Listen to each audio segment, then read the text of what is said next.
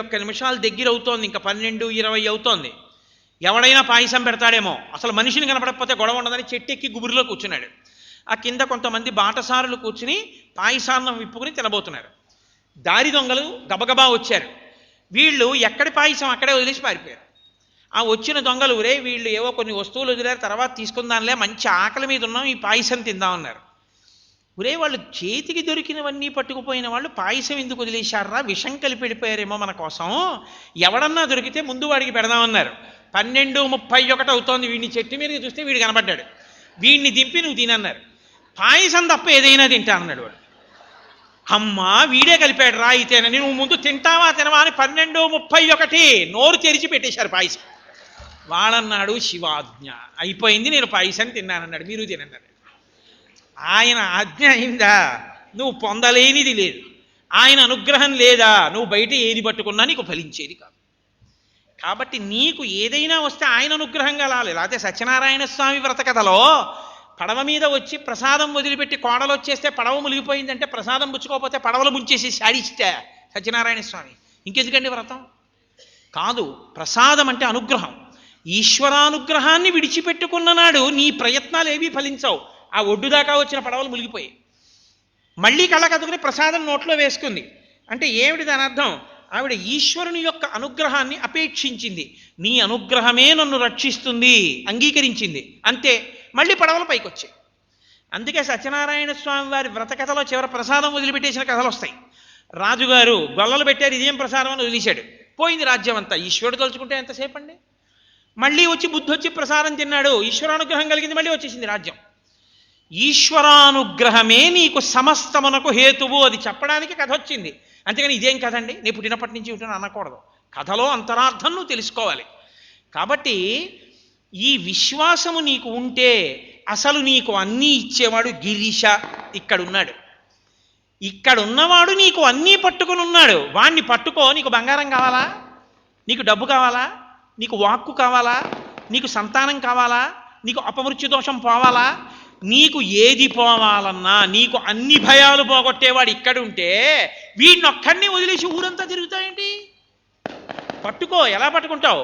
ఈయన అనుగ్రహం వల్ల వాడు దొరికాడను. అందుకే మన వాళ్ళు ఎప్పుడో మాట అంటారు, భగవంతుళ్ళ వచ్చి కాపాడారండి అంటారు. అంతేకాని ఏమండి మీరు వచ్చి కాపాడారు, ఈశ్వరుడు రాలేదండి అనరు. ఈశ్వరుడే ఇలా వచ్చి మమ్మల్ని కాపాడాడు తప్ప ఈశ్వర ప్రచోదనం లేకుండా ఆయన వచ్చి కాపాడలేడు. ఇది మన సిద్ధాంతం. కాబట్టి శంకరులు అంటున్నారు, ఇక్కడే ఉన్న ఈశ్వరుణ్ణి పట్టుకో. నీకు ఏవి కావాలనుకున్నావో అవన్నీ ఆయన చుట్టూనే ఉన్నాయి.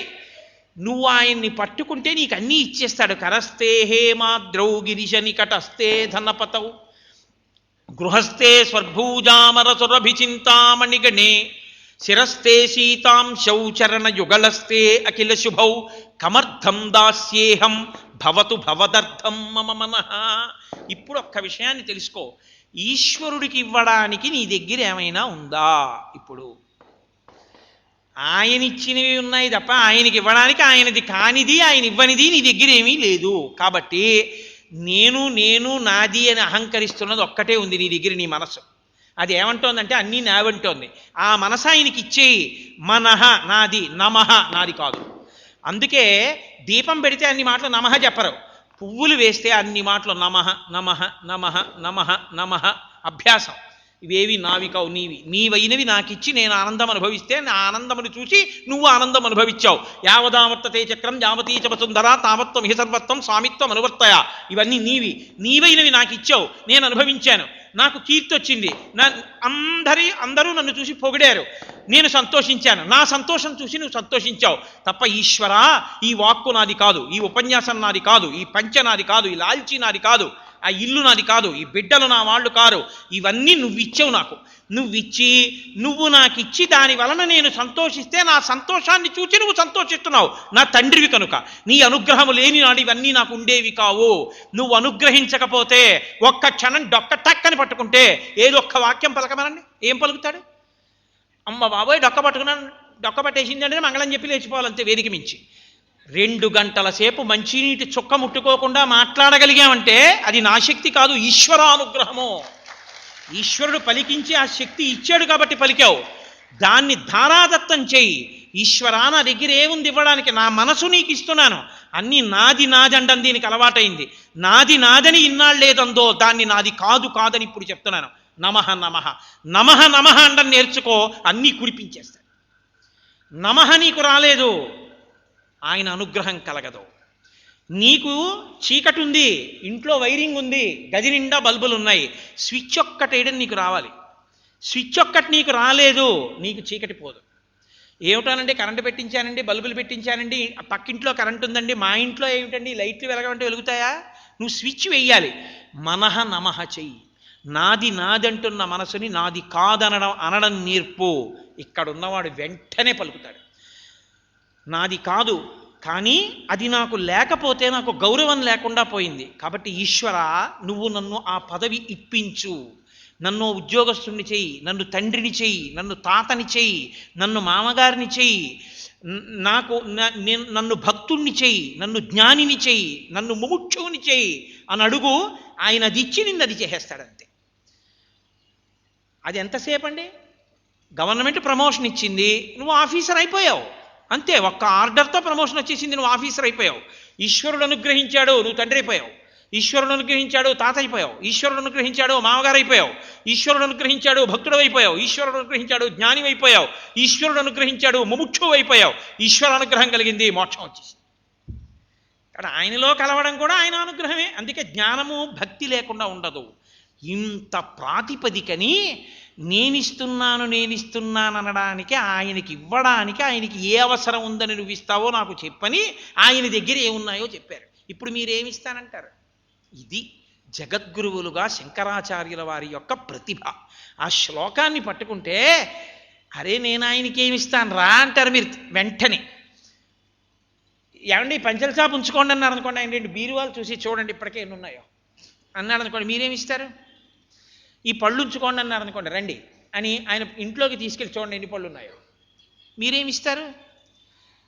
అలా కాదులేండి నేను మీకు ఓ ఫ్యానే ఇద్దాం అనుకుంటున్నాను అన్నారు అనుకోండి, ఇప్పటికే ఇచ్చిన ఫ్యాన్లు డబ్బాలు ఇంకా సీల్ ఓపెన్ చేయకుండా ఎన్ని ఉన్నాయో చూడండి అన్నారు అనుకోండి, మీరేం సుఖం కల్పిస్తారు ఆయనకి?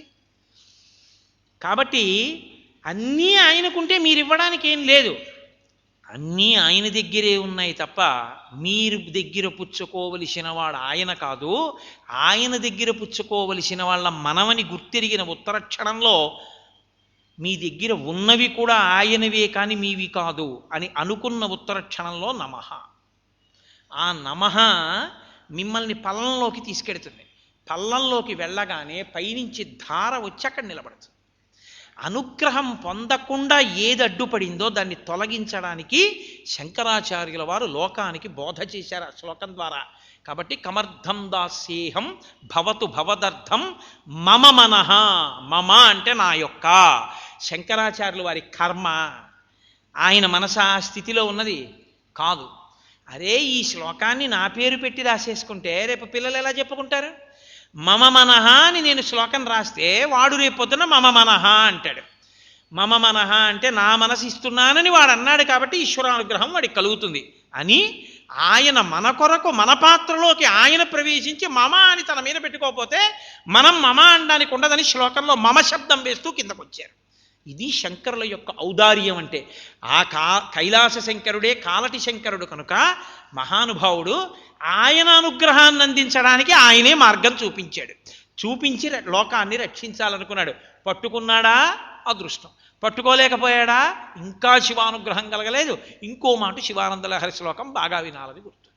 కాబట్టి ఇవాళకి ఒక్క శ్లోకమే నడిచింది. సరే కానివ్వండి, రేపు ఈ ఉపన్యాసాల యొక్క పరంపరకి చిట్ట చివరి రోజు కాబట్టి శివానందలహరిలో ఒక అత్యద్భుతమైనటువంటి శ్లోకాన్ని, అది శంకర భగవత్పాదులకి తప్ప అన్యులకు సాధ్యం కాదు. ఆ తర్వాత ఎందరో కవులు అనుకరించారు ఆ శ్లోకాన్ని. ఎంత గొప్ప శ్లోకమో ఆయనే సాటి. సర్వమంగళములను ఆవిష్కరించేది. ఏ శ్లోకాన్ని విన్నంత మాత్రం చేత మంగళాలు కలుగుతాయో అటువంటి ఒక శ్లోకాన్ని రేపటి రోజున ఆవిష్కరించే ప్రయత్నం శంకర భగవత్పాదుల అనుగ్రహంగా చేస్తాను. కాబట్టి రేపటితో ఈ ఉపన్యాసాల పరంపర పూర్తయిపోతుంది. రేపు ఉదయం 9 గంటలకు ఇలా ఉంది చెప్పారు రామాచారి గారు. కళాభారతిలో రేపు గీతా జయంతి, మార్గశీర్ష శుక్ల ఏకాదశి. గీత అన్న పేరు వింటే చాలు. కాబట్టి రేపటి రోజున అసలు భగవద్గీత యొక్క వైభవమేమి అన్న దాని మీద ఒక 2 గంటల ప్రసంగాన్ని నిర్ణయం చేశారు. రేపు ఆ ప్రసంగాన్ని ఈశ్వరుడు చేయిస్తాడు. మీ అందరూ కూడా చక్కగా అవకాశాన్ని సద్వినియోగం చేసుకోవలసిందిగా ఆహ్వాన సంఘం తరపున మీకు ఆహ్వానం పలుకుతూ మంగళాశాసనపరై మదాచార్య పురోగమై సర్వైశ్చ పూర్వైరాచార్యై సత్కృతాయాస్తు మంగళం. మంగళం కోసలేంద్రాయ మహనీయ గుణాత్మనే చక్రవర్తి తనూజాయ సర్వభౌమాయ మంగళం. ఉమాకాంతాయ కాంతాయ కామితార్థప్రదాయినే శ్రీగిరీశాయ దేవాయ మలినాథాయ మంగళం. కరచరణకృతం వా కర్మవాక్కాయజం వా శ్రవణనైనజం వా మనసం వాపరాధం విహితం వా సర్వమేత్తక్షమస్వా శివ శివ కరుణాబ్ధే శ్రీ మహాదేవ శంభో. సర్వం శ్రీ ఉమామహేశ్వర పరబ్రహ్మార్పణమస్తు. స్వస్తి.